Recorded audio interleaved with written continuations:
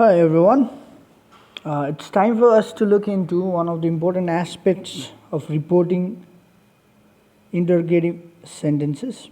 Before we move on with learning the ways of doing it, let us try to understand what interrogative sentences are. Basically, interrogative sentences are those sentences which are used to ask questions.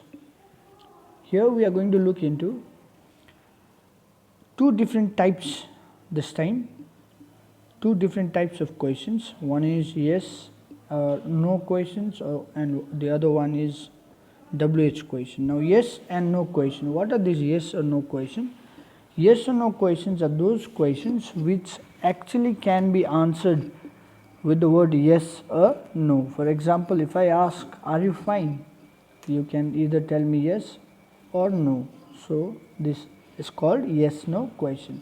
But if I ask you a question like, "Where do you live?" this is something that you cannot answer with the word yes or no, isn't it? So you have to say, "I live in so and so." Therefore, there are different ways of reporting different types of interrogations. Let us try to find out. After looking at these different types with examples here, we'll look into the different rules of reporting interrogative sentences. Rule 1 says, if the quoted speech contains an interrogative sentence which starts with a helping verb, here we are going to use the word the article helping verb, then we will use if or whether in indirect speech and remove the interrogative structure of the sentence.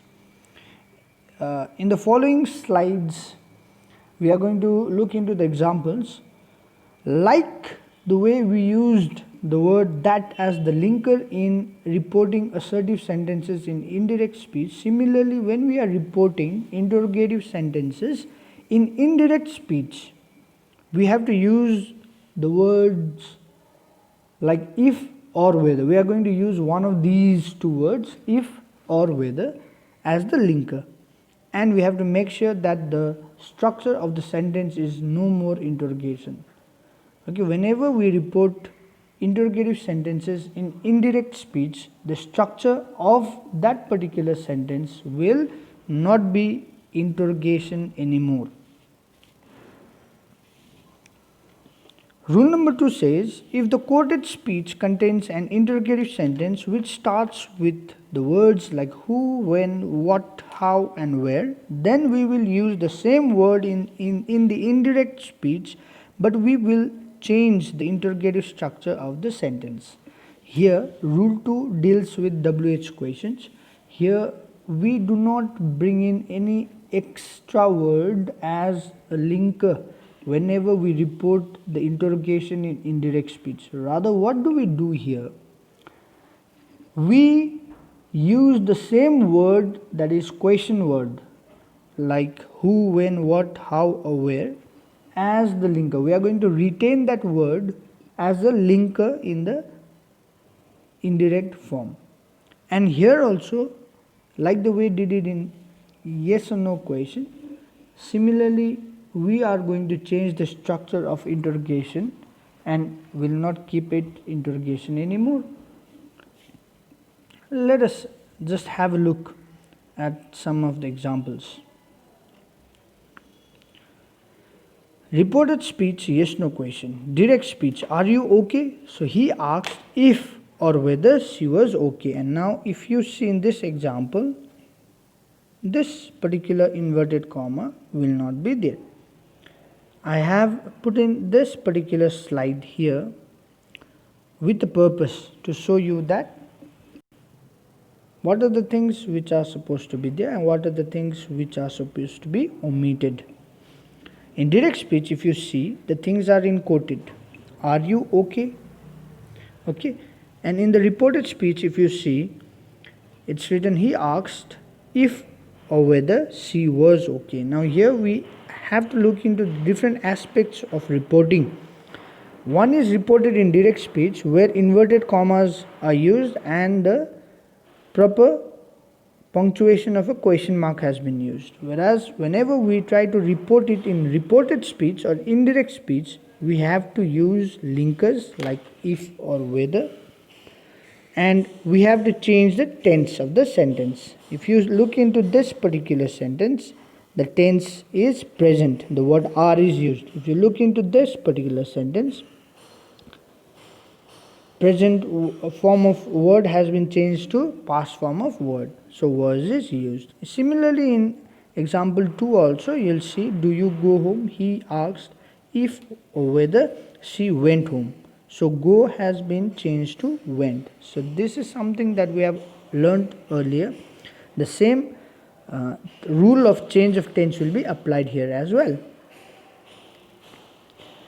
Now the application of rule number 2, if the reported speech begins with who, what, which, when, where, why, how, etc., these are not changed and if or whether is not used. So we retain this word. If you look into the first example, he said to her, who are you?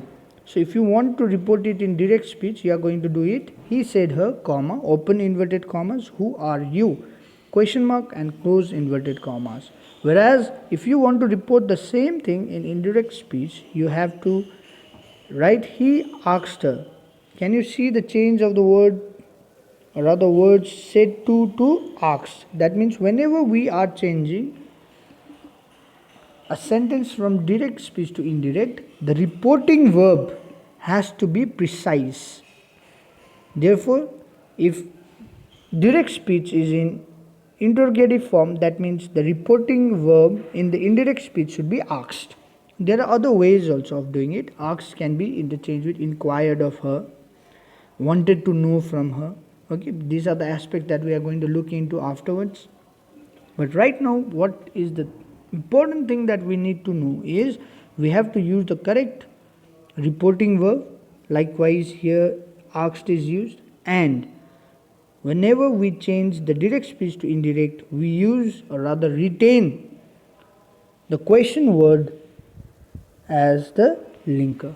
We do not bring any extra words. So you can look into the examples. The colors are going to exhibit or show you clearly what are the words that you are going to retain as linkers. And if you see, there is a change of the structure from interrogation of direct speech to that of an assertive sentence in indirect speech. The other slide actually has a couple of examples there, and you have to go through these all.